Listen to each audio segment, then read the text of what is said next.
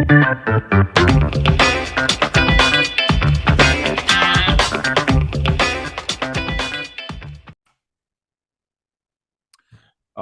right. Welcome back to another episode of the Real Estate Investing Club. Today we have a special guest in Jesse Burrell from BatchService. We don't often have people from the services side of real estate. You know, we're all out there. We're buying real estate. We're finding good deals. But it all starts with the data, with reaching out, getting in contact with those owners. And Batch, that's what they do. They are masters at it. I've used them in the past. I love them. So I am super excited to have Jesse on here and talk about the data side of things. So Jesse, thank you very much for hopping on the show. Gabe, thanks so much for having me. And yeah, I'm excited to get into it and be able to give a little value here. Yeah, absolutely. I told you right before we got on here, we like to start with stories. We like to hear how people got to where they are. So why don't you take us back to the beginning, before Batch, before all the real estate, and tell me how you got to where you are today. Yeah, and I know this is a shorter length podcast, so I will make it quick. But in 2014, I was working at a restaurant, and I was a server. I had a friend named Danielle. She was a bartender. She started working in, I think, 2013 for a California real estate investor that came out here and started buying real estate to flip and hold in Arizona. She loved it. We were friends, and I was just finishing up college and figuring out kind of my next play. And she's just like, "Hey, do you want to come help us rent out places for stuff we buy and help find properties for Nick to flip?" And I was like, "Sounds cool. I'll try it." So my role ended up actually morphing into, before there's Airbnb or anything like that, we actually created a couple of his nice houses in Scottsdale to be vacation rentals. So I managed those, booked them, had to do it on Craigslist. So there was a lot of vetting, super sketchy. And then the other side of it was I was basically acquisition rep. I was going and looking for properties. At that time, you could still, wholesaling and off market wasn't what it is today, but I could find pre-foreclosures, I could find short sales. There was a couple online platforms, Hubzoo and a few other places, to where I'd scour every week to see if there's something we could buy. And I was basically just putting stuff under contract, and I really got to learn a lot because they let me go walk the properties with the contractors because they wanted me to understand the rehab budgets and being able to spec that out. So I'd basically be bringing, property analysis on things. I was just being like, okay, here's our purchase price, here's our rehab costs, here's our exit price, and here's our ROI. So I basically spent my first year of real estate kind of being a true acquisition rep on the whole process of doing a lot of those things. And it really created the foundation for me to be successful once I went off market and started wholesaling, and then also started flipping myself, because knowing how to underwrite and analyze a property is so important, especially if you're a wholesaler. Like, you need to know where to get it at to make sure you can make money on it. And it helps you talk to your buyers much better, of being like, all right, this is what I could sell it to you for. This is what I think the cost is going to be, so on and so forth. So it was something I never knew that was going to be such a big deal, because I made like 40 grand and found this guy a bunch of properties. But what it taught me and the foundation it laid was very vital to my success later on. Yeah, absolutely. Being able to, meet someone and learn from someone who already has success is so crucial. And I didn't have that when I first started. I wish I did. And anybody out there who wants to get started, I'm always like, go find somebody, do something for them, and just watch what they're doing, because seeing a good operation run will give you more of a leg up than anything else you could do in real estate. So sounds like you got a good start. You got to learn from somebody who was doing it. You got your hands dirty. From that point, where did Batch come into play? It sounds like you're out there, you're doing wholesales, you're doing flips, you decided to go on your own, you started doing that for yourself. At what point did you start to get into the data side of things? Yeah, so basically went out on my own in 2014 to 2018, built a little operation. There's about seven, not little, but there's seven of us, acquisitions, dispositions, a couple marketing people. I did about 500 or 600 wholesale deals in those 4 years. Wow. And about 30 flips a year. like 25. I'd probably average closing like 2 a month, but it was I had two partners at first, then we split up, and then I went out on my own. So there's during that 4 years, I kind of jumbled that all together. They started dating. They're now married. They're still great friends, Your but partners start dating. That's rough. yeah, it Odd man was out. tough. But they're married, and I love them, and That's they're good. killing it. And Batch wouldn't happen if I were still with them. So everything happens for a reason. They're in their lane, I'm in mine. But basically, what happened was I went to a mastermind, a big one here in Phoenix that was invitation only with Brent Daniels, Pace Morby, Jamil Hmm. Damji, my now partners, Anny and Ivo, Brandon Simmons, Cody Sperber. And that's where I actually met Anny and Ivo. And we kept talking about not liking a lot of the technology solutions at that time that you had to offer and streamline your real estate businesses. So we basically started with skip tracing. Where can we find the best data to call or text? That was our first problem we are trying to solve. So we went there, tested a bunch of different data, started working with data providers, and then created a business out of that. Now it's much different to where we have proprietary algorithms and we're aggregating and doing all this crazy stuff to make sure that we have the best skip tracing out there. But it just really started with finding the best and then basically wholesaling it at that time was we would get it for X and sell it for Y. Uh, and then from there, we're like, well, all these people want these numbers. Well, don't they need list? Don't they need a place to store their data? And then okay, well, now they need to call. Now they need a text. And batch, that's kind of how batch Grew leads came organically, about kind of. Yeah. and batch dialer. But we just kind of started vertically integrating to try and create an ecosystem and make it easy as possible for people that are doing real estate investing to have a one-stop shop to really go do all these things and do it in the most efficient way. And that's really where it came from. And it got to a really tough point in 2020, I think, right before COVID, which is weird, which I regret now because like right when COVID hit, everyone's like, "Oh no!" And then it went crazy. But we had to make that decision: are we going to compete against our customer or serve our customer? And we decided really to completely focus on making sure we're building these technologies and really being able to help and pour into the people that are using our products. So, more of a passive investor now, but we buy a little multifamily. We own our headquarter commercial building, which is 8-figure building, and we also um, don't do a ton of flipping anymore. We're really trying to stay hyper focused on serving our customer because we have over 250 employees now. There's a lot of shit going on, and um, if you have too many businesses, you can't grow one to be big. And we're trying to focus to make sure we're pouring into this place and continue to grow it and make sure our employees are getting what they need from us and all that good stuff. Nice, man. Yeah, we always talk about here on the podcast. We talk about laser focus, about focusing in, choosing what you're good at. Sounds like you guys have nailed that to the T. As I said before, I've used you guys. I have been using you guys for a long time now. I've used all the other data providers too, and I really like your guys' platform. My VA uses Batch Dialer. They really like it. The way that the predictive dialing, all that stuff that it does, it's really quality. So I love what you guys have built. Thank you. So let's kind of hone in on the data side of things. Wish this was a longer form podcast, but I want to get some quick gems out of you before we go into the final round there. Right. On data, first tell people skip tracing, that is, give an overview of what skip tracing is, how it works, and why somebody who doesn't market for themselves, why they want to do it. Yeah. So skip tracing it's weird how it came a real estate industry term, but what it basically is you're trying to get the contact information, phone number, and email for a property owner that you may want to reach out to. It's literally that simple. And especially when people are calling or texting, you hire people to do this for you. You want to make sure that you have the best data, especially in skip tracing, because you do not want to be wasting your people's time. You want them to be as efficient as possible. That's why we've continued to uplift and improve to make sure that we're giving the industry's best phone numbers and emails. So you'll tend to hear me continue to go back to efficiency, is we build everything to make sure that your business can be more efficient, and we're more efficient than our competition.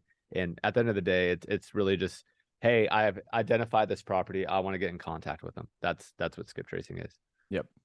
Um, and so one thing that I've found with my own data, so we market for mobile home RV parks, self-storage facilities. That's our bread and butter. Right. Um, and the thing that I've found with my data that I keep like trying to go back and forth and what the best balance is how often to skip trace the data, because properties change hands, and sometimes I'll be calling a property and they'll say, "Oh, I already sold this property." And then I'm like, "Well, should I just re-skip trace the entire list? Should I just skip trace these individual properties that I'm reaching out to?" So, from a data perspective, how often do you see a list becoming stale? Say I got a list of 1,000 self-storage facilities. I skip traced it the beginning, January 1st, 2023. When do you think that data is now considered stale and needs to be refreshed, from a skip trace perspective? Well, that's where batch leads is going to be effective, because you could see what's sold, in your property data. Go in there, scrub that out, and you could re-script trace those phone numbers. So people think stales. People just don't know how to actually manage their data. Hmm. We're actually trying to create, or working on creating, um, uh, a more sophisticated tool. It's going to be a more expensive product, but it's able to crawl into investor CRMs, and literally live monitor what's went active, what's what pending, what sold. So we could not don't think just your lead generation, think what's actually in your CRM. So for people that want to be more efficient with their sales reps and stuff, if something went pending or active or sold, you want that out of your CRM, that deal killed. Now we could, and what we're also going to do is create flags and filters. So what's inside your CRM? What if something just went vacant? Wouldn't you want your sales rep to call them immediately? What if something went into pre-foreclosure? What if someone just got on the tax default list? What if blah blah blah? So we're actually creating a new product that hasn't been solved inside of. We've got the lead generation down to where you can manage that side of your business and that side of your CRM, but like actual leads that you already have, no one's solved that problem, and it's a really shitty manual process that they're having employees do. I could actually create a solution that's in real time and will cost you less money, be more effective, and help your sales reps, bubble up some of these older leads that aren't hot anymore and give a reason to call these people. So that's something that we're working on that should be out the beginning of next year. That sounds super useful.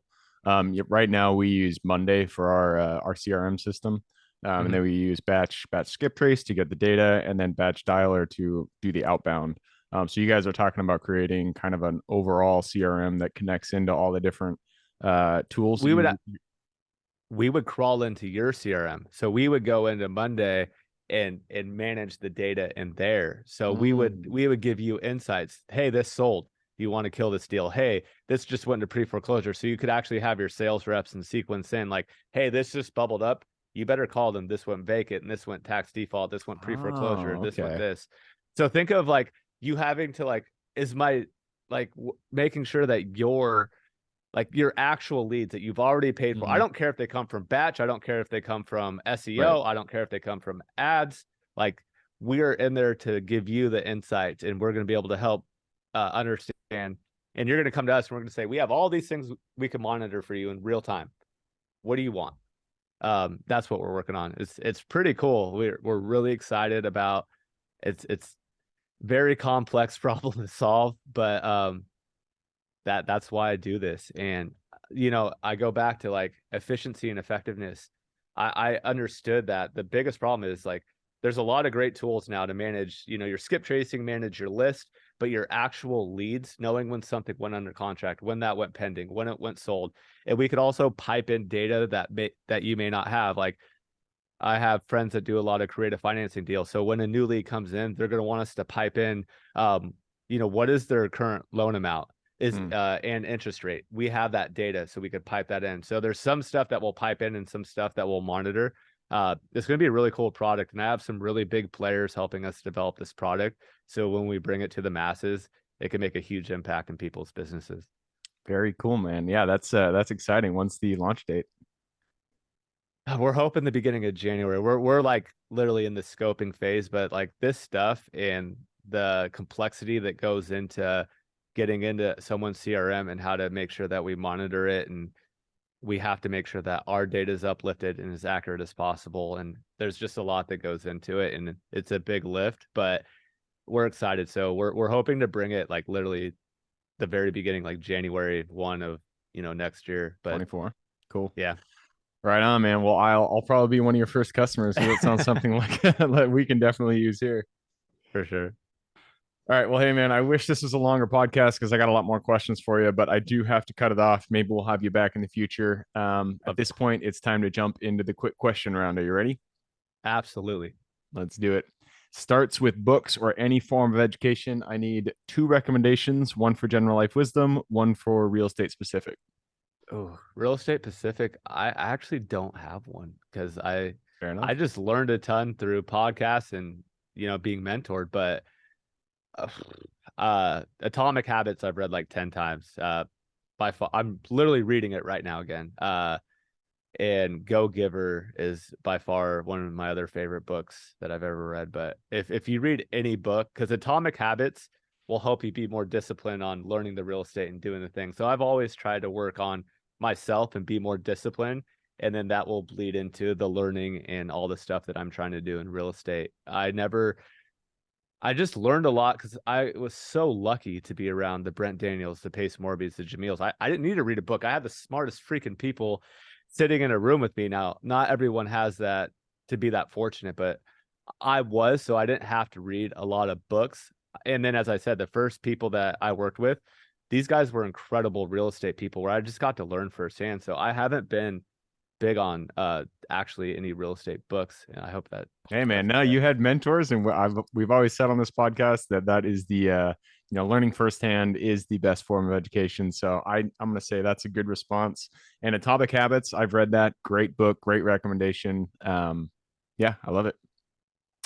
All right, next question is for your younger self. So let's go back to the Jesse who had 0 experience in real estate.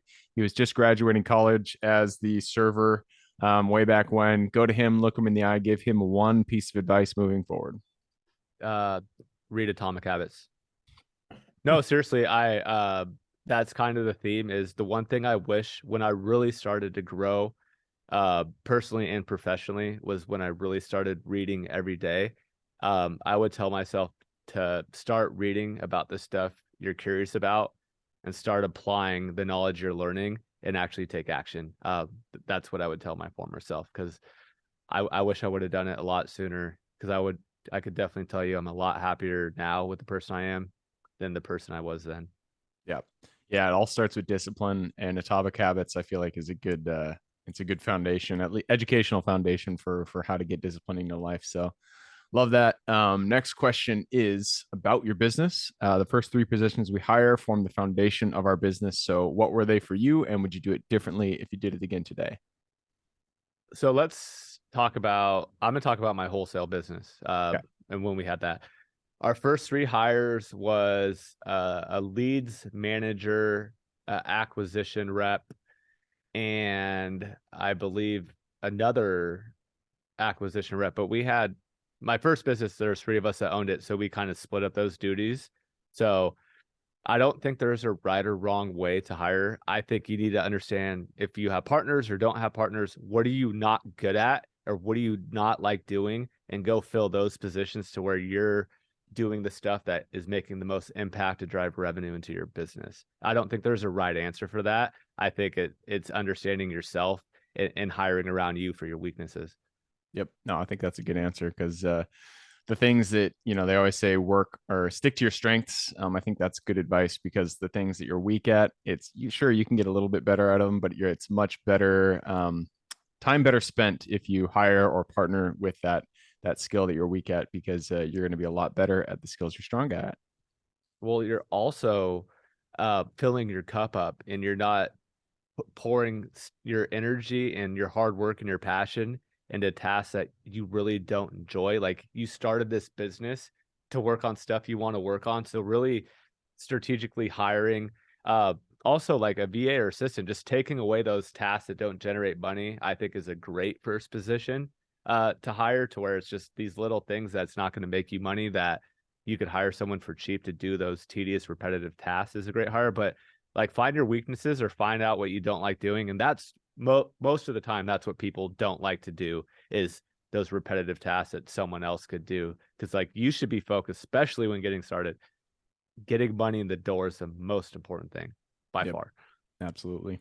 All right, next question is about the US. It's a big place, a lot of opportunity out there. This is going to be a good question for you because you have all the data. So, what is the metro you are most excited about investing in today?